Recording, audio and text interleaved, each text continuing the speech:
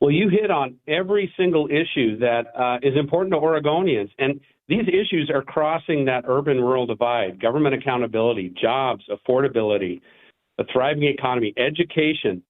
These issues are caused by bad governance on the part of Tina Kotek and her predecessors, and I'm committed to reversing that trend. I want to restore government accountability, deep performance audits, reducing government spending, and actually getting these agencies to be accountable to the people they're serving. I'm calling for 10% tax cuts, including elimination of the cap tax, elimination of the death tax, and freezing property taxes for seniors.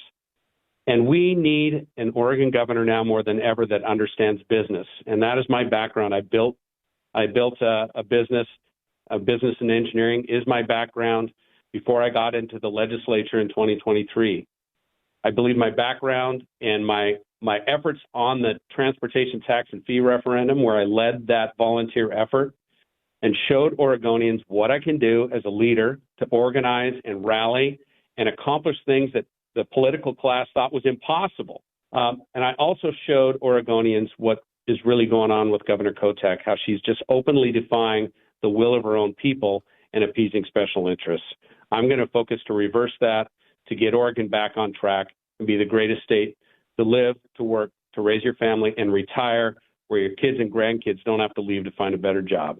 I'm talking to Representative Ed Diehl, who championed that move to the ballot to take the crazy tax increase passed by the special session last fall and bring it to the ballot. Now, he had some help from Jason Williams of the Taxpayers Association and others, but he's the one who championed that move and got that done, and only to find the governor deliberately delaying the signing of the bill, deliberately delaying the process of gathering the signatures, and deliberately saying, let's move it from November, when about 2 million Oregonians were likely to show up and vote, to the primary election a month from now, when only about 1 million. But do you have great confidence, Ed, that the voters will still go to the primary election and vote down that giant tax?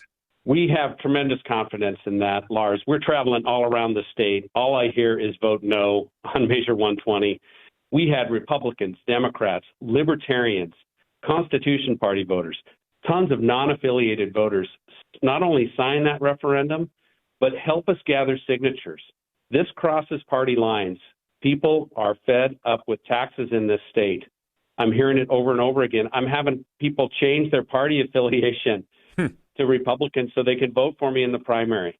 Well, that's the way to get it done. But Ed, for the life of me, does Tina Kotek have any kind of plan B after this tax goes up in flames a month from now? I don't think so. She is just bent on more taxes. In fact, we're referring a new one right now. If you know what the federal disconnect is, where we disconnected some of our state tax code from the feds, that's a $311 million tax clawback that Governor Kotek is trying to do primarily on businesses. At the same time, she's traveling around the state trying to tell people, what do we do to bring business back? She's clawing more taxes from them. So we're referring that one to the voters, too. The petitions are being printed right now, and we're going to refer those tax clawbacks back to the voters. That one will stay on the November ballot, and the legislature and Governor Kotek can be accountable for that one, too.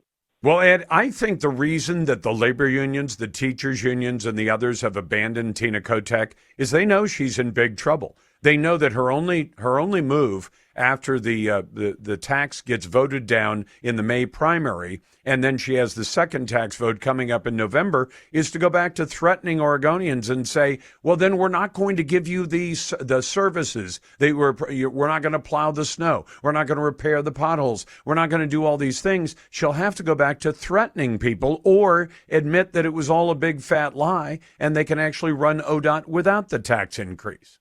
Isn't she? Yeah, you know what we're spending money on right now, Lars. Yep. There's things that most Oregonians are opposed to, but yet those don't get cut. And she starts cutting essential things related to road safety and maintenance. And it's just wrong. Our state budget in the last 10 years has doubled. And you can't explain that with inflation. You can't explain it with population growth, not even half of it.